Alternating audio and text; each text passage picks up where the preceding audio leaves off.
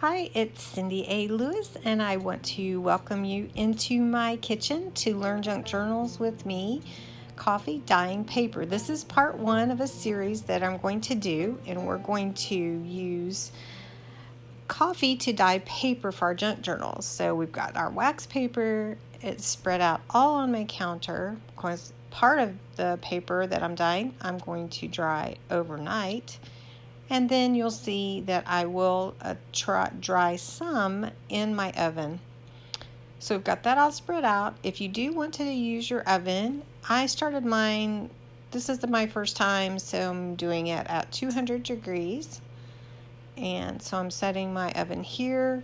If you do it any higher, well, you still need to monitor it, but monitor it pretty closely. I decided to use some gloves so that I don't dye my fingers as well. And I've got regular 20-pound copy paper here. Here's my pan that I'm going to use, and I'm pouring my freshly brewed coffee. I brewed it about a medium.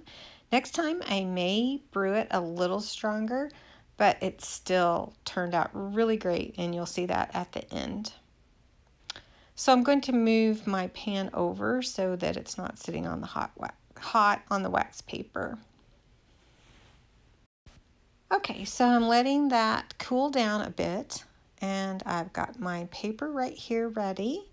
Again, put my gloves on, and I'm going to dip my paper in on both sides. I'm a cool mom, folds her paper, and then she layers one or two on top of each other just to make some more room. And I'll show you that here.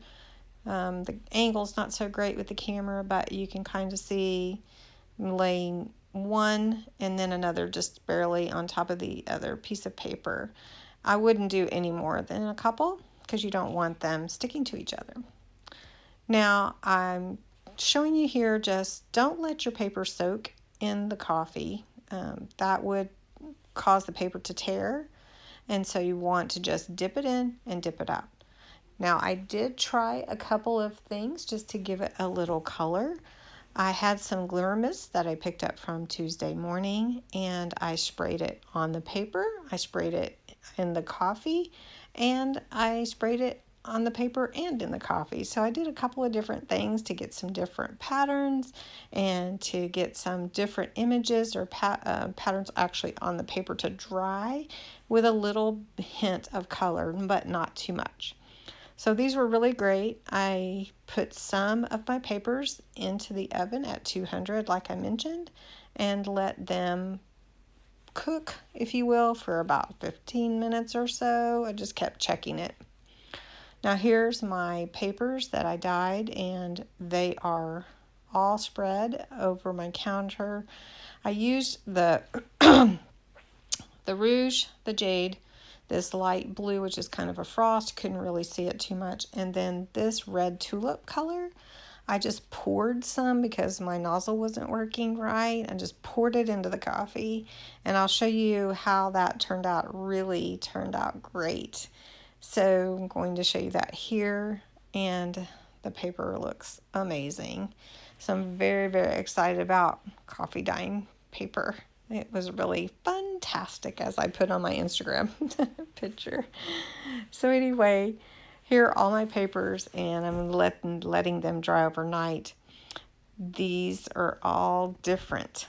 So I took my paper out of the oven, and I will show you here the paper that I took out of the oven and how it looked when I pulled it out.